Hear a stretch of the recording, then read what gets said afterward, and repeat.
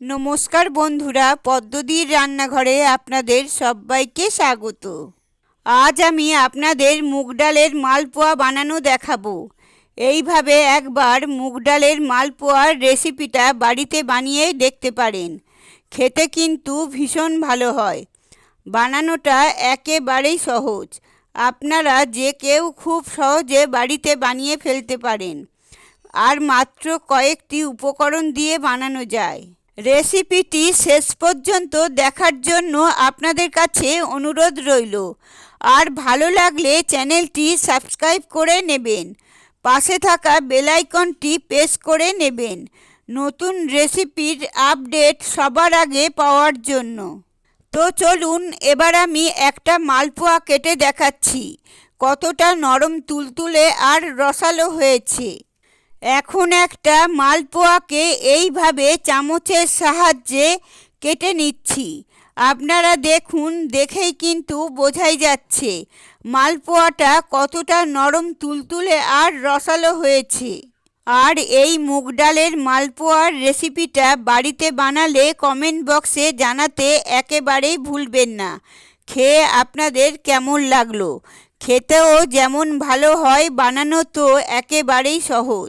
তো চলুন দারুণ স্বাদের রেসিপিটা বানানো শুরু করা যাক।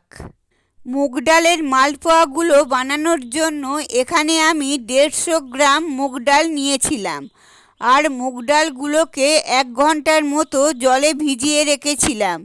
মুগ ডালগুলো কিন্তু জলটা সোক করে একটু নরম হয়ে গেছে। আর এই মালপোয়াগুলো বানানোর সময় মুগ ডালটা কিন্তু খুব বেশি টাইম ধরে জলে ভিজিয়ে রাখা যাবে না। 1 ঘন্টার মতনই কিন্তু জলে ভিজিয়ে রাখতে হবে। না হলে যদি বেশিক্ষণ জলে ভিজিয়ে রাখা হয় তাহলে কিন্তু এটা খুব ভালো গন্ধ আসবে না, মালপোয়াটা খেতেও কিন্তু ভালো লাগবে না। তাই 1 ঘন্টার মতনই জলে ভিজিয়ে রাখতে হবে। এখনই মুগ ডালগুলোকে খুব ভালো করে ধুয়ে পরিষ্কার করে নিতে হবে। তারপর মুগ ডালগুলোকে মিক্সির জারের মধ্যে নিয়ে নিচ্ছি। মুগ ডালগুলোকে মিক্সির জারের মধ্যে নিয়েছি। এখন দিয়ে দিচ্ছি বেশ কিছুটা পরিমাণে জল। আর দিচ্ছি 4টে এলাচ। এখন সমস্ত কিছু খুব ভালো করে পেস্ট করে নিতে হবে।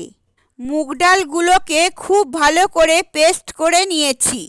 আর মিশ্রণটা কিন্তু এইরকম একটু পাতলা করে বানাতে হবে।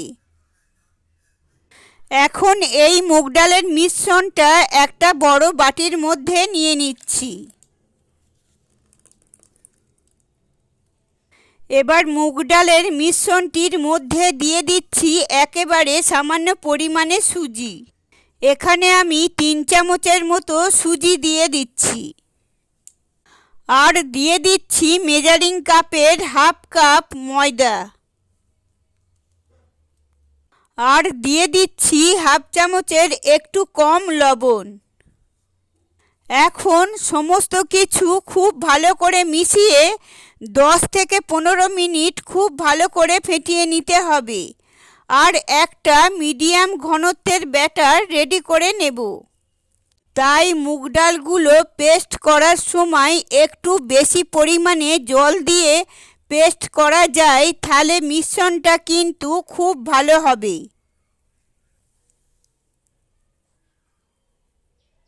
15 মিনিট ফেটিয়ে নেওয়ার পর এখন আমি এর মধ্যে আবারও অল্প পরিমাণে জল দিয়ে দিচ্ছি। আবারও খুব ভালো করে মিশিয়ে নিতে হবে। মিশ্রণটা কিন্তু এখন একটু বেশি ঘন ছিল, তাই অল্প পরিমাণে জল দিয়ে মিশ্রণটাকে আরও একটু পাতলা করে নিতে হবে।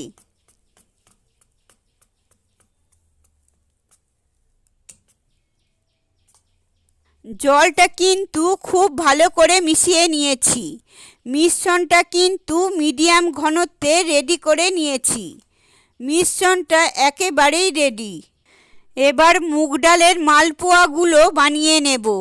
আর এইভাবে একবার বানিয়ে দেখতে পারেন, খেতেও কিন্তু ভীষণ ভালো হয় আর বেশ নরম তুলতুলে হয়। এখন একটা ফ্রাই প্যানে কিছুটা পরিমাণে তেল নিয়েছি। এখন তেলটা কিন্তু খুব ভালো করে গরম করে নিতে হবে।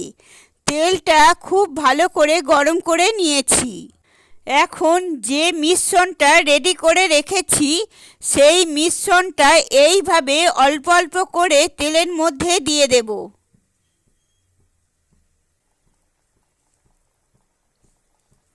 এবার উল্টে পাল্টে লাল লাল করে ভেজে নিতে হবে।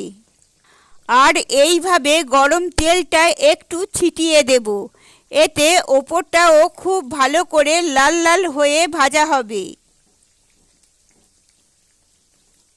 মালপোয়াগুলোকে হালকা লাল লাল করে ভেজে নিয়েছি। একইভাবে উল্টে পাল্টে বেশ লাল লাল করে ভেজে নিতে হবে, এতে খেতে কিন্তু বেশ ভালো লাগবে।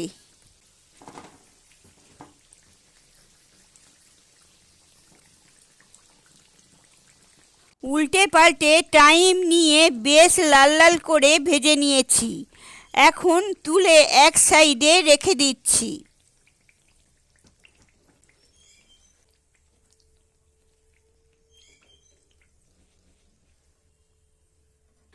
আর বাকি যে মিশ্রণটা আছে সেই মিশ্রণটা দিয়ে এইভাবে অল্প অল্প করে মিশ্রণ দিয়ে উল্টে পাল্টে লাল লাল করে ভেজে নিতে হবে। আবারও একটা ফ্রাই প্যানকে গ্যাসের ওপরে বসিয়ে দিয়েছি। ফ্রাই প্যানের মধ্যে দিয়ে দিচ্ছি মেজারিং কাপের 1 কাপ চিনি। এখানে 250 গ্রামের মতো চিনি আছে। ফ্রাই প্যানের মধ্যে যতটা চিনি দিয়েছি ঠিক ততটা কিন্তু জল দিয়ে দেব। এবার চিনিগুলো মেল্ট হওয়ার জন্য অপেক্ষা করব।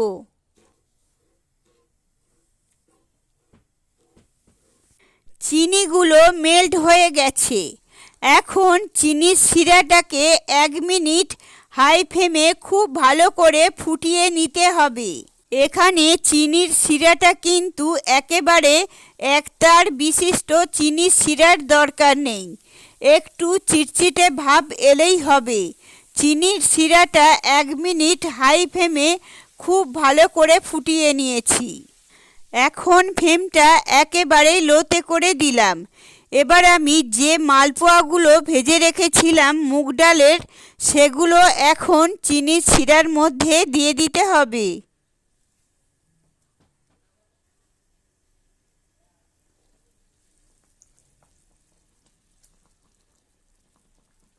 সমস্ত মুগ ডালের মালপোয়াগুলো চিনির শিরার মধ্যে দিয়ে দিয়েছি।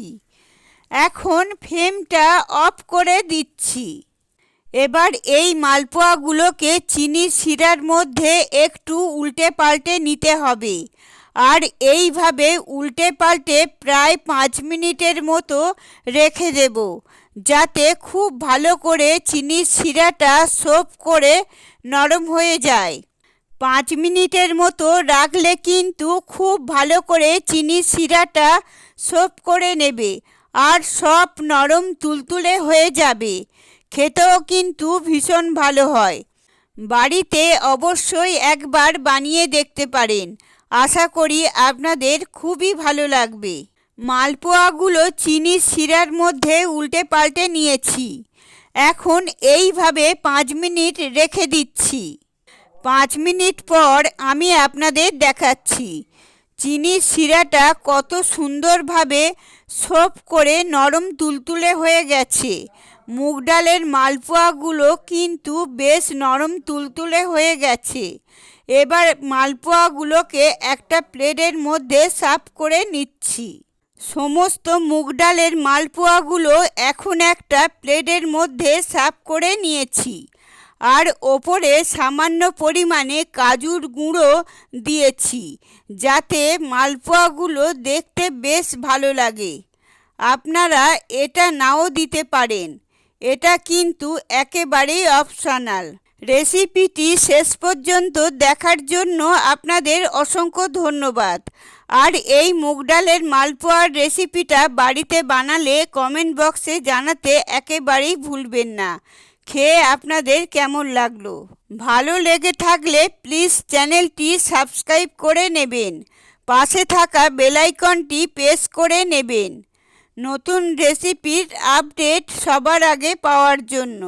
এখন আমি আপনাদের মালপোয়াটা কেটে দেখিয়ে দিচ্ছি কতটা নরম তুলতুলে আর রসালো হয়েছে। বাড়িতে বানিয়ে দেখতে পারেন, বানানো কিন্তু একেবারেই সহজ।